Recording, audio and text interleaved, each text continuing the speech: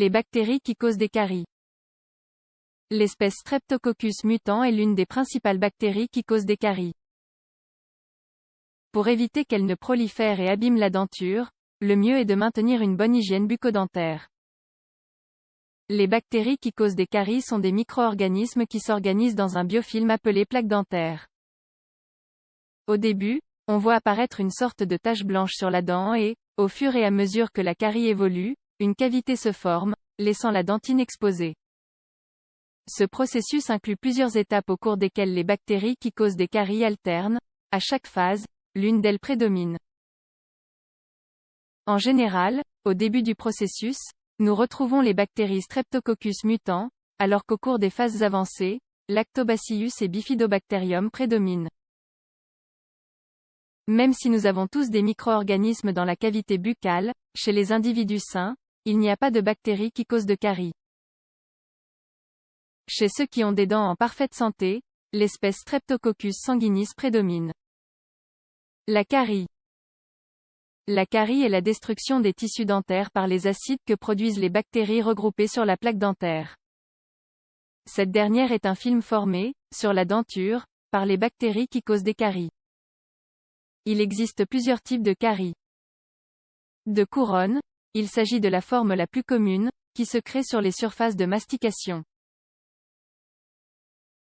Elle se présente aussi bien chez les enfants que chez les adultes interdentaires ou interproximales, c'est celle qui apparaît dans les espaces qu'il y a entre les dents, et elle n'est pas facile à détecter radiculaire, on la retrouve chez les personnes adultes, et surtout les personnes âgées.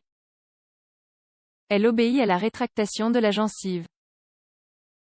Ceci fait que la racine de la dent est exposée, n'a pas d'émail et peut être atteinte plus facilement récurrente ou secondaire. Ce sont celles qui apparaissent à côté des plombages ou des couronnes placées pour le traitement d'autres caries bactéries qui causent des caries. Les bactéries de l'espèce Streptococcus mutant sont les plus nombreuses sur la plaque dentaire, avec une grande incidence au début de la carie. Ce type de bactérie se définit comme gram-positive, anaérobie facultative et sphérique. Elle appartient au groupe des acidolactiques et se développe dans des milieux avec un pH bas. Ces bactéries se transmettent de personne en personne et se fixent sur les dents et les gencives, en formant des monticules. Elles sont souvent accompagnées, surtout pour les caries profondes, de bactéries comme S. salivarius, S. parasanguinis et S. constellatus. Leur prolifération peut être évitée quand on a de bonnes habitudes d'hygiène dentaire. Dans certains cas de caries, S. mutant n'est pas présente, mais S. sobrinus, S. oralis et S. salivarius le sont. Lorsque la carie est déjà formée, la présence de lactobacillus de plusieurs types est commune, avec une prédominance de L. Gasseri et L. ultionensis. Autres bactéries importantes. D'autres bactéries qui causent des caries sont les actinomyces, qui sont particulièrement présentes dans de nombreux cas de caries radiculaires. Leur rôle au début et au moment de la progression de la blessure n'est cependant pas clair.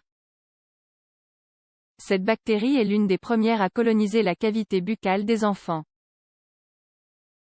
Les bifidobactériums sont des bacilles anaérobiques qui se regroupent en forme de branches.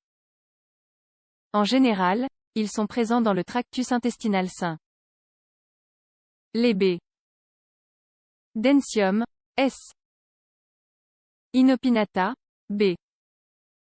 inopinatum, et P. denticolins, B.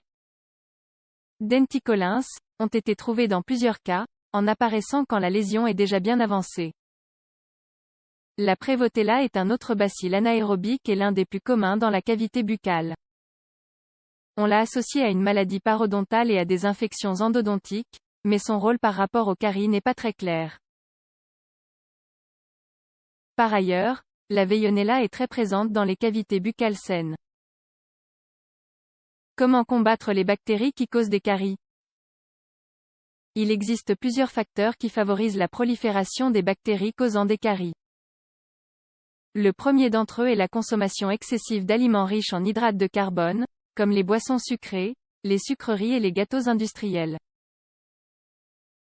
Plus on en consomme, plus on risque de développer des caries.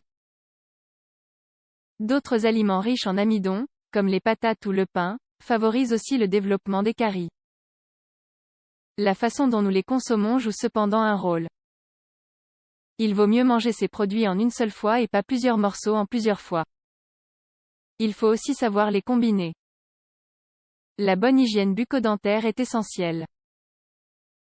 Nous vous recommandons de vous brosser les dents 1 heure après chaque repas, d'utiliser du fil dentaire, un bain de bouche au fluor et, bien sûr, de consulter votre dentiste 2 fois par an.